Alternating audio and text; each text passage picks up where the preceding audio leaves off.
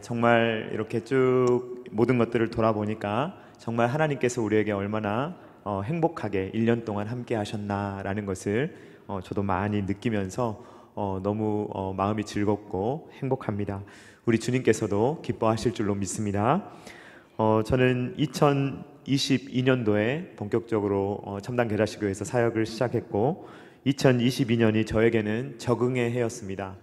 처음 와가지고 코로나로 모든 것이 멈춰있는 상황에서 모든 것들을 저는 적응해 나갔고요.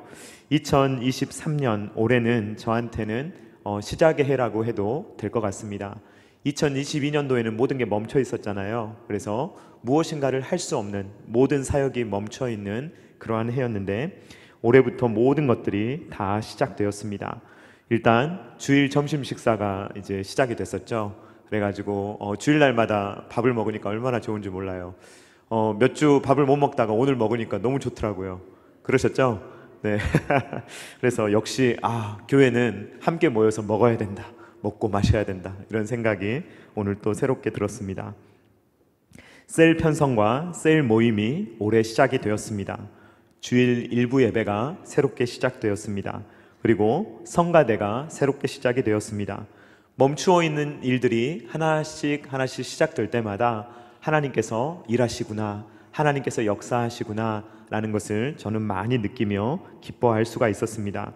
그 중에서 저에게 또 커다란 기쁨이 되었던 일 중에 하나가 바로 남녀 선교회의 사역 시작이었습니다.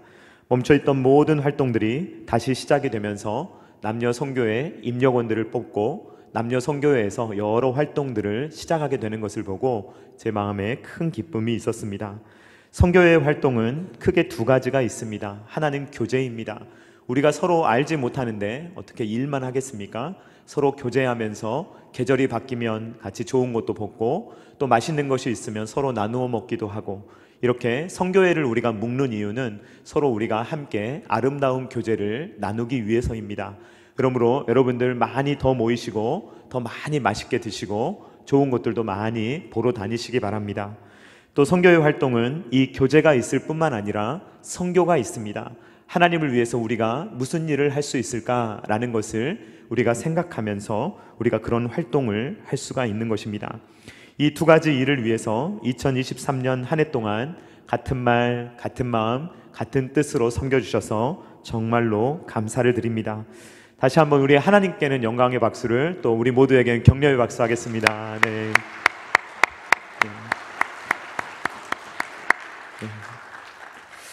제가 2023년이 시작될 때 남녀 선교회 임력원들하고 한번 식사를 나눈 적이 있습니다. 그때 식사를 하면서 비전을 공유를 했고 그 뒤로 이제 선교회 임력원 분들하고는 조금 더 교제를 나눴는데요. 그때 저는 몇 마디 그냥 말씀을 드렸을 뿐입니다. 그냥 제가 생각하는 어떤 선교회의 모습, 그리고 우리 교회가 어떻게 섬겼으면 좋겠다, 이런 말씀을 몇 가지 나누었는데 저도 이렇게 많은 열매를 맺으실지 몰랐어요. 사실 그냥 저는 제가 생각하는 것들을 말했을 뿐입니다. 그런데 그것을 믿음으로 받으시고 그런 일들을 실제로 1년 동안 어떻게 보면 긴 시간이지만 어떻게 보면 짧은 시간입니다. 그리고 멈춰 있다가 시작됐기 때문에 이렇게 원활하게 시작되기는 사실 어렵거든요. 그런데 이렇게까지 잘 섬겨주셔서 정말로 우리가 오늘 추수감사절을 맞아서 많은 열매, 우리 교회 내에서도 많은 열매를 맺었지만 교회 밖에서도 많은 열매를 맺은 것 같습니다.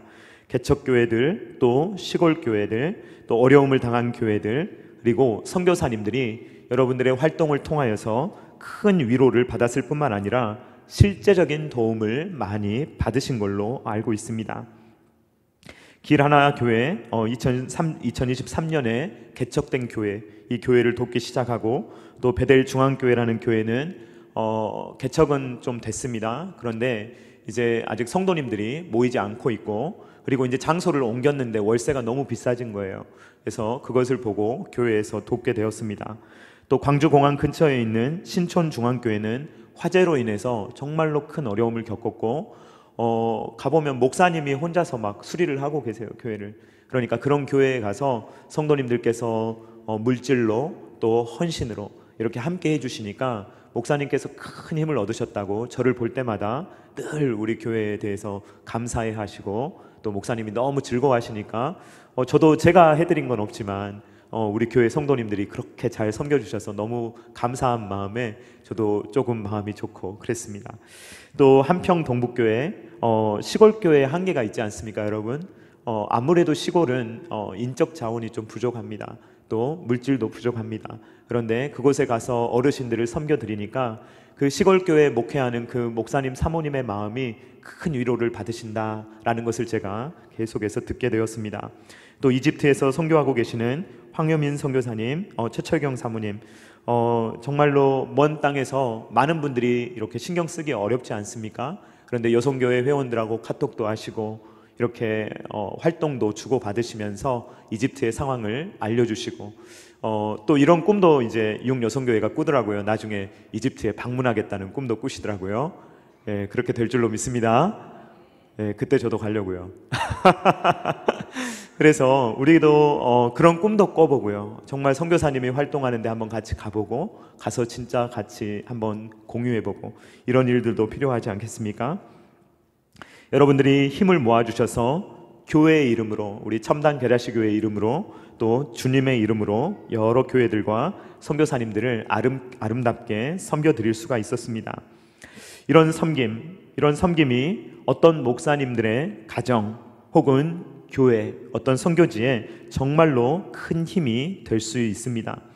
오늘 우리가 읽었던 본문은 예레미야 선지자가 어떤 어려움을 겪었고 그 어려움을 어떻게 이겨냈는지 거기에 대한 내용이 나옵니다. 우리가 이 내용을 살펴보므로 앞으로 우리가 어떤 마음으로 또 선교회 활동을 계속해야 될지에 대해서 은혜를 나누도록 하겠습니다. 오늘 말씀을 보면 예레미야 선지자가 매우 어려운 상황에 처하게 됐다라는 것을 발견하게 됩니다. 예레미야 선지자의 별명은요, 눈물의 선지자입니다. 그러니까 이 사람은 정말 오랫동안 사역을 했는데 50년이 넘는 사역 기간 동안 너무 많이 울어가지고 정말 이 눈물이 마를 날이 없었습니다. 그러니까 눈물의 선지자다라는 별명이 붙어 있을 정도입니다. 이 예레미야 선지자는 늘 남유다가 멸망할 것이다, 그러니까 바벨론의 말에 그냥 듣고 그냥 항복해라, 너희는 멸망할 것이다, 그런 이야기를 매번 하니까 사람들이 예레미야 선지자를 도통 좋아하지 않는 거예요. 그리고 싫어하는 거예요. 미워하는 거예요. 그래서 예레미야 선지자는 늘 위협 속에서 살았습니다. 그 결과 오늘 본문에 나오는 이 내용은 예레미야 선지자가 결국은 구덩이에 갇히게 된 내용을 전하고 있습니다. 예레미야 38장 6절 말씀 우리 한번 같이 읽어보도록 하겠습니다. 시작. 그들이 예레미야를 끌어다가 감옥들에 있는 왕의 아들 말기야의 구덩이에 던져 넣을 때 예레미야를 줄로 달아내렸는데 그 구덩이에는 물이 없고 진창뿐이므로 예레미야가 진창 속에 빠졌더라. 아멘. 여러분, 이 구덩이의 환경을 한번 생각해 보십시오. 거기에는 마실 물이 없습니다. 음식도 없습니다. 그리고 이것은 이렇게 항아리의 모양으로 되어 있거든요. 그러니까 위에 입구는 좁지만 갈수록 이렇게 넓어지는 구조로 되어 있습니다. 그래서 한번 밑에 빠지면 그 높이가 보통 2m에서 8m 정도 됐다고 합니다. 그러니까 그 깊이가 깊으면 깊을수록 도저히 그 밑에서는 나올 수가 없는 것이죠. 때로는 여기를 창고로 사용하기도 했지만 감옥으로 사용했다는 기록이 상당히 많이 나옵니다. 그러니까 사람을 거기에 넣어버리면 도저히 나올 수가 없는 것입니다. 항아리 모양으로 되어 있기 때문에 혼자의 힘으로는 벽을 기어서 나올 수가 없는 것입니다. 통상 이 하나의 막대기를 넣어놓고 막대기를 타고 올라오는 경우도 있었는데 그것도 깊은 경우에는 어려웠겠죠.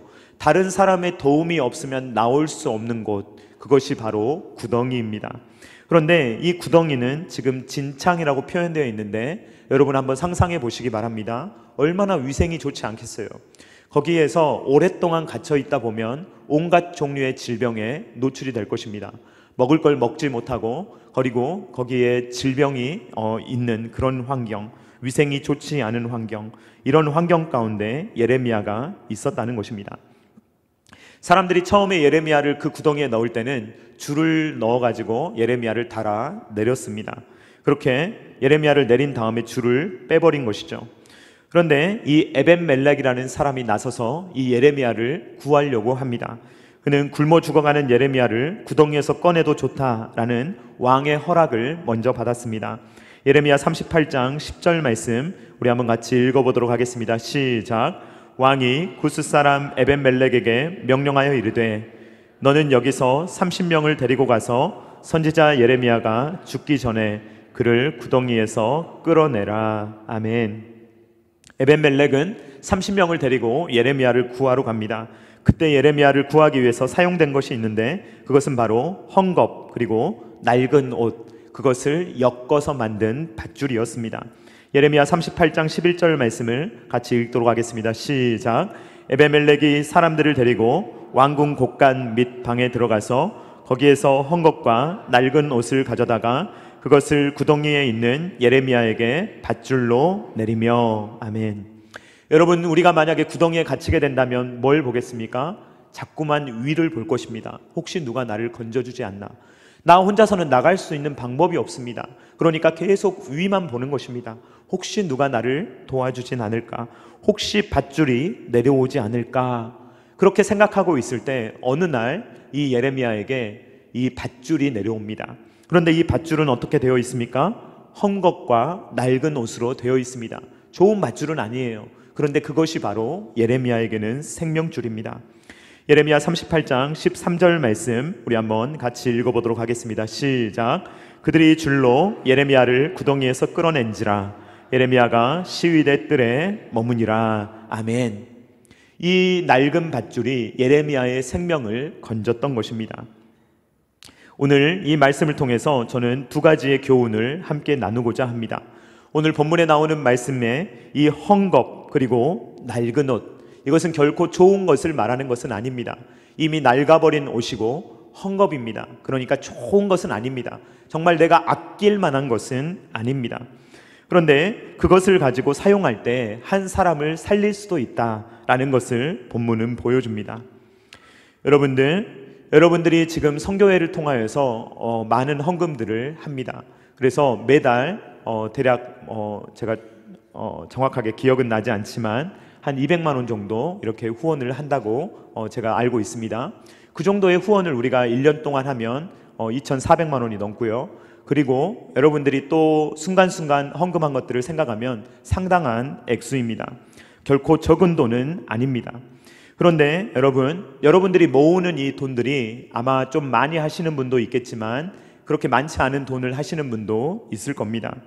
그래서 이것은 결코 여러분 귀중하지 않은 돈은 아니죠. 정말 귀중한 돈이죠. 왜냐하면 여러분들이 이렇게 헌금을 하려면 여러분들이 사고 싶은 거 덜 사고 먹고 싶은 거 덜 먹고 내가 하고 싶은 걸 아껴가면서 여러분들이 헌금을 한 것 아닙니까? 그러니까 굉장히 귀중한 돈입니다.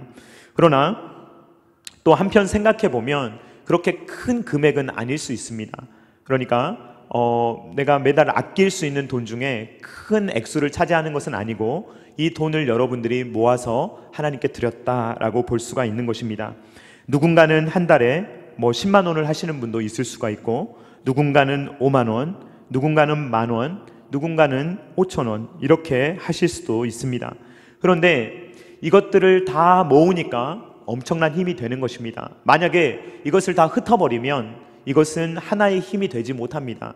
누군가를 매달 5천 원 후원해서 그걸로 큰 도움을 주기는 어렵습니다. 누군가를 매달 1만 원, 2만 원 이렇게 해서 누군가를 집중적으로 돕기는 참으로 어렵습니다. 그런데 우리가 이것을 묶었죠. 지금 우리가 하고 있는 것들을 이렇게 묶었습니다. 여러 헝겊들과 낡은 옷들을 묶었어요. 그러니까 이게 밧줄이 됐습니다. 그래서 어떤 한 교회를 집중적으로 도울 때 우리가 개척교회나 어려운 교회를 도울 때 한 교회에 50만 원 이상이 흘러갑니다. 그러니까 만약에 그 개척교회가 이렇게 지금 시작을 하는데 만약에 한 달에 5만 원 도와준다. 큰 도움이죠. 그런데 50만 원이 가는 거하고는 엄청 다른 이야기 아닙니까? 그러니까 교회가 교회를 돕기 위해서 이 헝겊과 밧줄을 묶어서 이것들을 하나의 힘으로 집중해서 모아줄 때 그 교회가 엄청나게 큰 탄력을 받을 수 있다 하는 것입니다. 그래서 여러분들 입장에서는 나는 조그마한 건 냈는데 라고 생각하실지도 몰라요. 내가 낸 것은 조금이야. 나는 그냥 조금 섬겼을 뿐이야 라고 말씀하실지도 모릅니다. 그러나 여러분들이 내주신 것을 교회에서 모아서 이것을 밧줄로 꼬아서 만들어서 보내면요, 거기에서는 엄청나게 강력한 밧줄, 엄청나게 큰 힘을 낼 수 있는, 생명을 살릴 수 있는 밧줄도 될 수가 있다는 것입니다. 그러므로 여러분, 액수가 너무 적다고 나는 못하겠는데 그렇게 하지 마시기 바랍니다. 여러분, 요즘에 카페 가서 커피 한 잔 마셔도 얼마입니까? 여러분 한 2,000원 하고요, 좀 많게는 막 7, 8,000원 하는 데도 있어요, 커피 한 잔에. 그런 거 한 잔만 내가 조금 아껴서 만약에 한 달에 한 군데의 선교지에 내가 보낼 수 있다, 개척교회를 도울 수 있다 생각하면요, 내가 한 달에 한 번 커피 안 마시면 되는 거예요. 그러면 그 돈을 모아서 만약에 거기에 내가 생각하는 사소한 금액일지 모르겠지만 그것이 모아져서 한 교회로 집중해서 흘러가면 엄청나게 강력한 힘이 되는 것입니다. 그러므로 여러분, 이 일들에 여러분들 혹시 참여하지 않고 계신다면 선교회에서 이렇게 귀한 일을 하고 있습니다. 그냥 여러분들 회비 모아서 헛된 데에 쓰는 게 아니에요. 그렇기 때문에 여러분들도 선교회 일에 자긍심을 가지시고, 우리가 이렇게 귀한 주의 일을 한다라는 것에 대해서 자긍심을 가지시고, 우리 회원들에게도 얼마든지 이야기하시고 회원들도 적극적으로 잘 도와주시기를 바랍니다. 어떤 선교회는 교회를 방문해서 함께 전도하기도 하고 교회를 청소해 주기도 했습니다. 그리고 명절 때면 어려운 목회자의 가정을 섬기기도 했습니다. 너무 귀한 것 같아요. 제가 이제 가끔 이런 말씀을 드리는데 저는요, 사실 여러분들이 너무 사랑해 주셔서 저는 차고 넘칩니다. 정말 우리 교회 교육자들은요 아마 부족하지 않을 거예요. 너무너무 충만합니다. 정말 차고 넘쳐요. 너무 감사합니다. 그런데 가끔 생각해 보면 그 개척교회 목사님들은 언제 한번 대접 한번 받을 길이 없잖아요. 그러면 그런 분들을 생각하시고 그런 분들을 한번 귀하게 섬겨주시면 그분들의 마음은 정말로 큰 위로를 받을 수 있을 것입니다. 그러니까 여러분들의 마음 가운데 긍휼한 마음을 가지시고 저분을 내가 한번 도와주면 저분들이 얼마나 큰 힘을 받을 수 있을까라는 것을 한번 생각해 보시면 좋겠습니다. 두 번째로 이 헝겊과 낡은 옷, 이것을 통해서 나누기를 원하는 두 번째 교훈은 이것입니다. 여러분들은 내가 낸 돈이니까 내 마음대로 보내고 싶다라고 생각하실지도 모릅니다. 여러분, 그러나 그렇게 만약에 사역을 하시면 그것은 주님이 기뻐하시는 사역이 되기가 어려울 것입니다. 여러분들이 하는 것은 기부가 아닙니다. 교회가 하는 것은 기부가 아닙니다. 교회는 헌금을 하는 것입니다. 교회는 헌금을 하는 것이고 여러분들이 그것을 통하여서 하나님의 일을 동시에 하는 것입니다. 만약에 내 생각대로만 사역을 하려고 하면 교회의 일은 다 분산이 되고 맙니다. 여기저기 흩어져 가지고 여러 가지 일들이 되어버리고 마는 것입니다. 그러므로 여러분, 교회의 사역을 할 때는 그 재정이 옳은 곳으로 사용될 수 있도록, 그리고 선택과 집중이 될 수 있도록 해야 하는 것입니다. 그래서 사랑하는 성도님들, 우리는 엮어서 사역을 해야 되는 줄로 믿습니다. 여러분, 우리 흩어지지 말고 엮어서 우리가 함께 했으면 좋겠습니다. 지금까지 잘 해오셨듯이 앞으로도 같은 말, 같은 마음, 같은 뜻으로 섬겨주시기를 간절히 부탁드립니다. 같은 마음을 품어주셔야만 우리가 힘있게 사역을 할 수가 있는 것입니다. 그래서 앞으로 성교회가 어떤 마음을 품었으면 좋겠는가 하는 마음을 말씀드리기 위해서 잠깐 말씀드리고자 합니다. 첫 번째는 선택과 집중입니다. 여러분, 우리는요 선택을 어쩔 수 없이 해야 돼요. 저도 정말 마음이 아파요. 교회 사정들을 들어보면 도와야 될 교회가 한두 군데가 아닙니다. 어려운 교회들이 한두 군데가 아니에요. 저는 길을 이렇게 막 자주 걸어 다니거든요. 저는 걷는 걸 좋아해서 길거리를 많이 걸어 다닙니다. 근데 제가 하는 일 중에 하나가 뭐냐면요, 저는 이렇게 길거리를 다니면 교회가 어디 있는지 항상 봐요. 그러니까 2층 상가에 있는 교회, 3층에 있는 교회, 어디 대형 상가에 숨어 있는 교회, 여러 교회들을 저는 보면서 와, 이런 교회들은 어떻게 지금 하고 있을까? 만약에 내가 이 교회 담임 목사라면 나는 어떻게 살아야 될까? 여러 가지 생각이 막 저는 교차를 하거든요. 그래서 그런 교회들을 보면 정말 좀 도왔으면 좋겠다. 정말 좀 교회들이 이런 어려운 교회들을 도왔으면 좋겠다. 저도 마음속에 여러 생각이 듭니다. 그런데 문제는 무엇이냐면 우리가 선택과 집중을 해야 된다라는 것입니다. 우리 교회가 조금씩 다 도울 수도 있겠죠. 아주 조금씩 나눠서 정말 여러 군데를 도울 수 있겠죠. 그러나 그러한 일들은 우리에게 이런 연결적인 사역이 잘 되지가 않는 것입니다. 예를 들어서 우리의 목표가 많은 교회를 후원하는 게 목적이 되면 안 됩니다.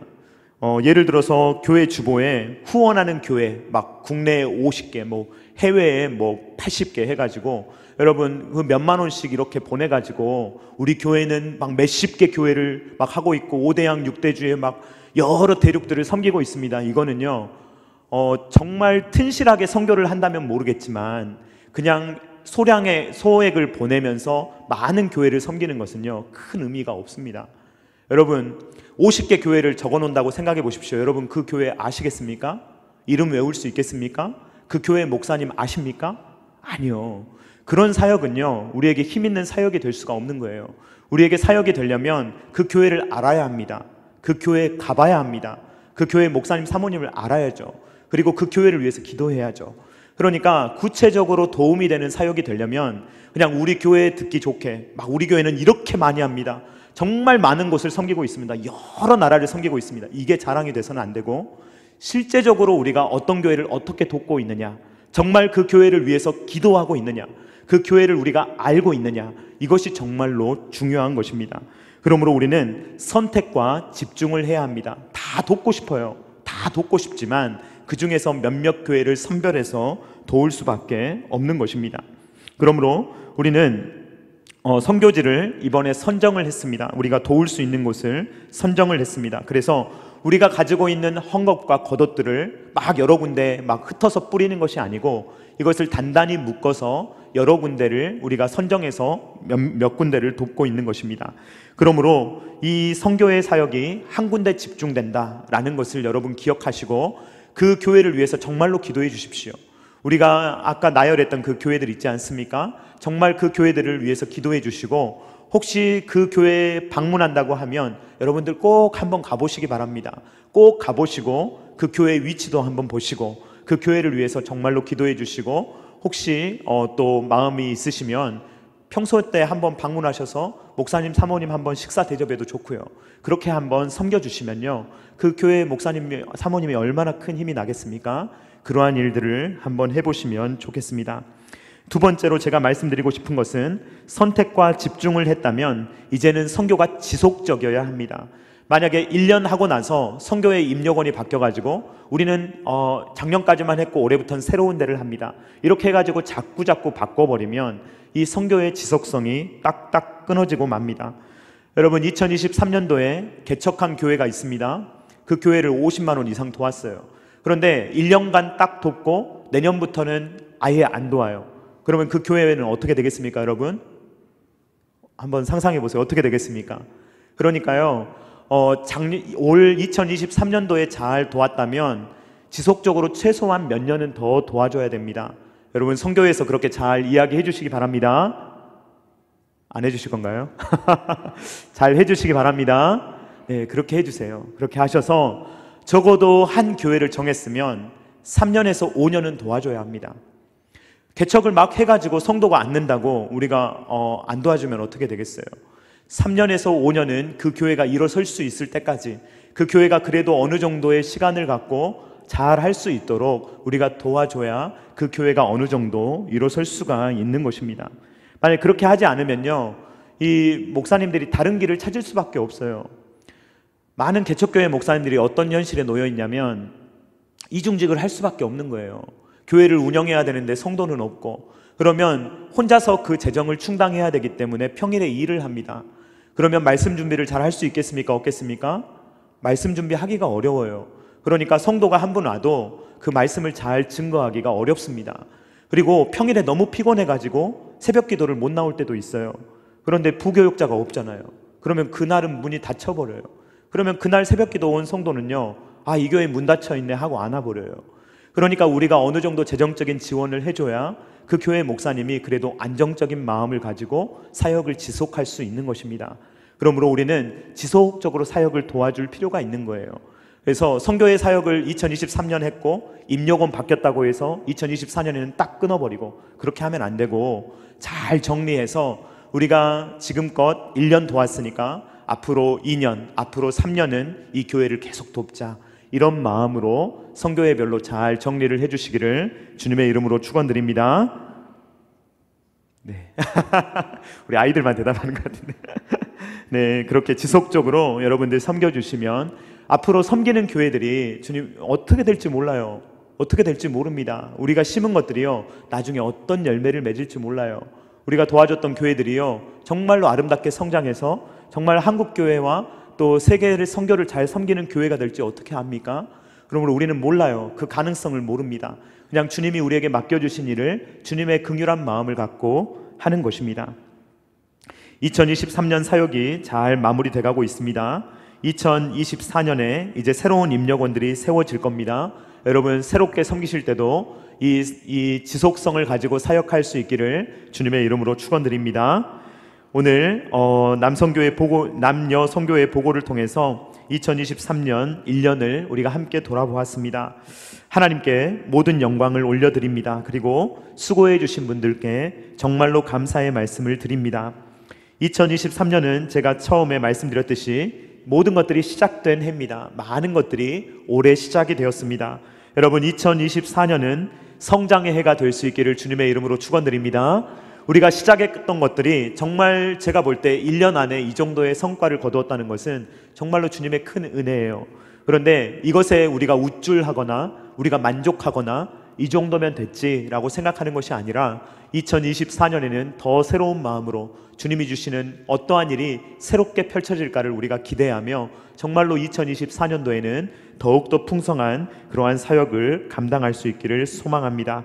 그렇게 주님의 영광을 드러내며 주님의 마음을 시원케 하는 사역으로 몸된 교회를 함께 세워갈 수 있는 저와 사랑하는 성도님들 다 되실 수 있기를 주님의 이름으로 축원드립니다. 우리 같이 찬송가 321장 함께 찬양하겠습니다. 찬송가 321장 함께 찬양합니다.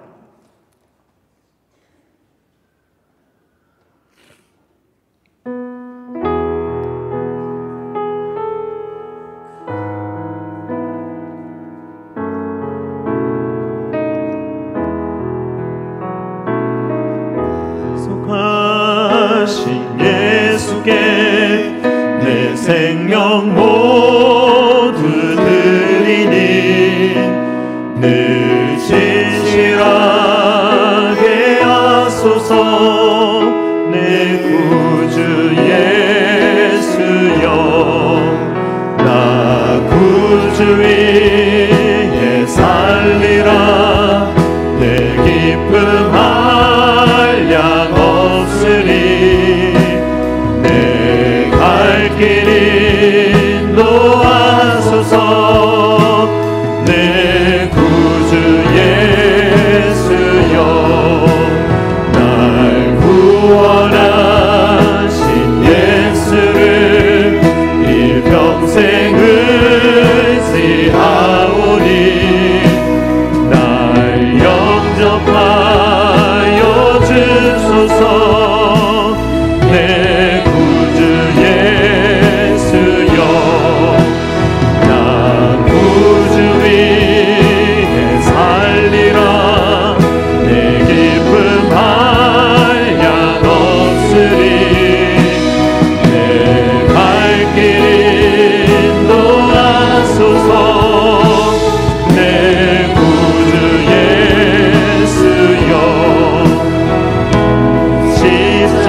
십자가에 달리사 날 자유하게 했으니 내 몸과 마음을 주 위에 다 쓰게 하소서. 나 구주 위에 살리라. 내 기쁨 한량 없으리. 내 갈 길 인도하소서. 내 구주 예수여. 이 시간에 우리 잠깐 같이 결단하며 우리 기도하기를 원합니다. 이 시간에 기도할 때 주님께서 2023년 동안 우리를 사용해 주셔서 감사합니다 라고 기도하기를 원합니다. 정말 이 모든 것들을 주님이 우리에게 허락해 주셔서 주님께서 정말 이 어렵다라고 하는 세상 속에서도 여전히 우리를 먹이시고 입히시고 주님께서 우리를 인도하여 주셔서 또 이렇게 우리가 힘있게 일할 수 있지 않았습니까? 이 시간에 주님 저를 사용해 주셔서 감사합니다. 2024년에도 그리고 그 이후에도 주님을 위해서 아름답게 쓰임받으며 살아갈 수 있는 모든 주의 자녀들, 특히 우리 남성교회 여성교회 될 수 있도록 주님께서 함께 해달라고 다 같이 주여 한번 외치고 기도하겠습니다. 주여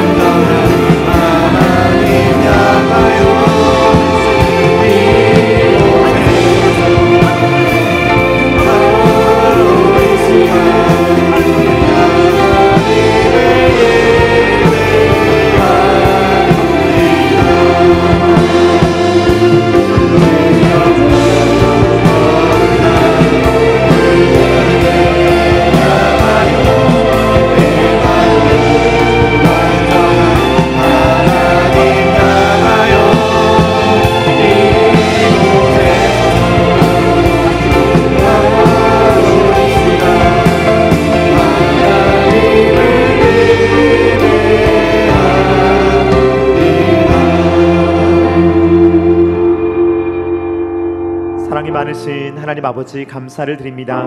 주님, 2023년 새롭게 많은 것들을 시작했음에도 불구하고 이렇게 풍성한 결실을 맺도록 인도하여 주시니 감사를 드립니다.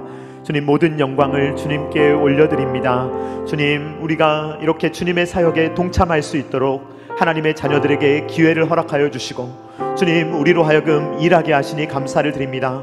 주님, 이 모든 사역이 다 주님 우리의 기쁨이요 우리의 즐거움임을 기억할 수 있도록 도와주시고 주님, 사역하는 기쁨을 알게 하시며 하나님 섬기는 기쁨을 알게 하여 주셔서 우리가 이 일에 더욱더 동참하며 힘있게 사역하며 주님의 마음을 시원케 하는 일에 사용될 수 있도록 아버지 하나님 함께하여 주시옵소서. 주님, 우리가 낡은 옷과 헝겊들을 모아도 주님 그것들을 엮으면 주님 영혼을 살려낼 수 있는 생명줄이 될 수 있음을 바라보게 하시니 감사를 드립니다.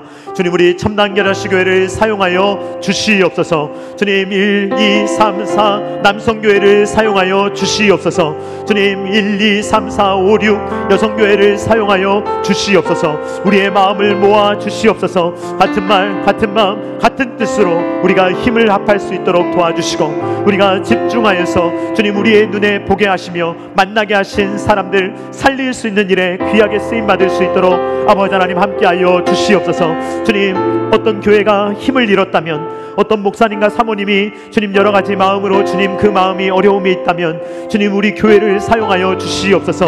그래서 한 영혼을 살리게 하시고 주님 위로하게 하시며 한 교회를 일으키는 일에 주님 우리가 쓰임받을 수 있도록 아버지 하나님 우리를 사용해 주시기를 간절히 바라고 원합니다. 주님 우리가 더 눈을 뜰 수 있도록 도와주시오며 주님 이 귀한 일에 우리가 아름답게 동참하여서 정말 주님의 쓰임에 주님의 손에 아름답게 쓰임받는 우리 모두의 사역이 될 수 있도록 주님께서 은혜를 베풀어 주시옵소서.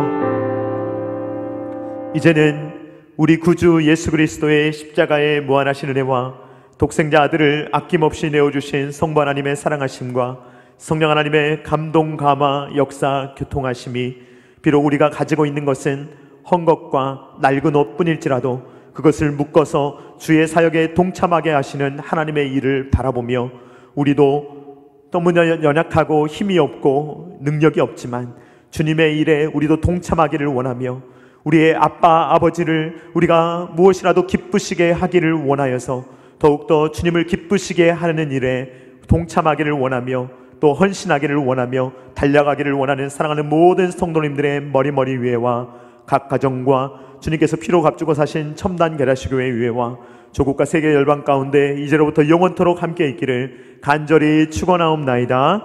아멘.